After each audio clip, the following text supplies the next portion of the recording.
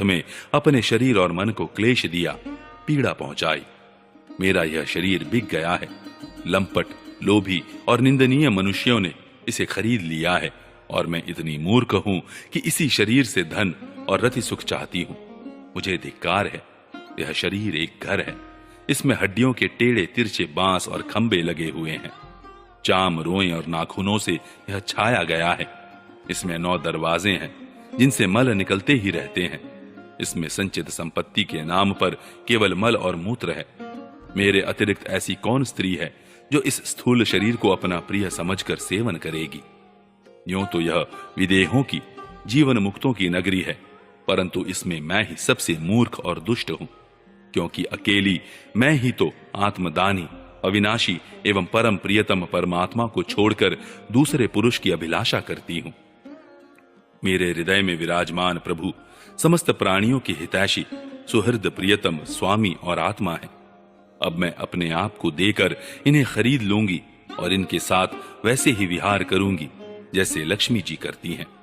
मेरे मूर्ख चित्त, तू बतला तो सही, जगत के विषय भोगों ने और उनको देने वाले पुरुषों ने तुझे कितना सुख दिया है?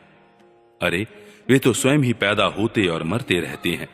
मैं केवल अपनी ही बात नहीं कहती, केवल मनुष्यों की भी नहीं।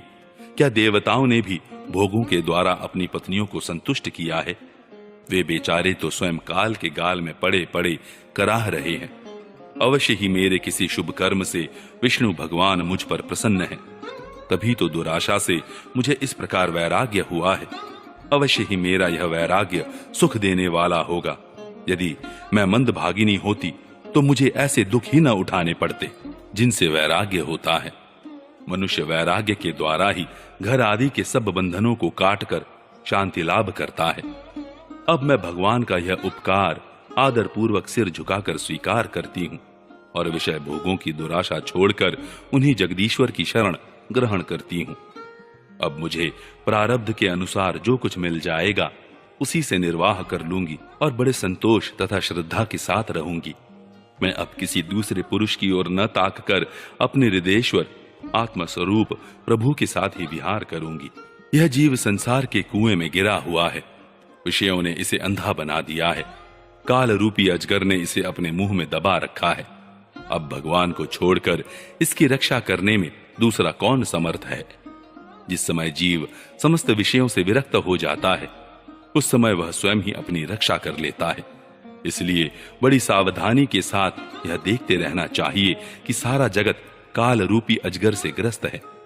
अवधूत दत्तात्रेय जी कहते हैं, राजन, पिंगला वेश्या ने ऐसा निश्चय करके अपने प्रिय धनियों की दुराशा, उनसे मिलने की लालसा का परित्याग कर दिया और शांत भाव से जाकर वह अपनी सेज पर सो रही।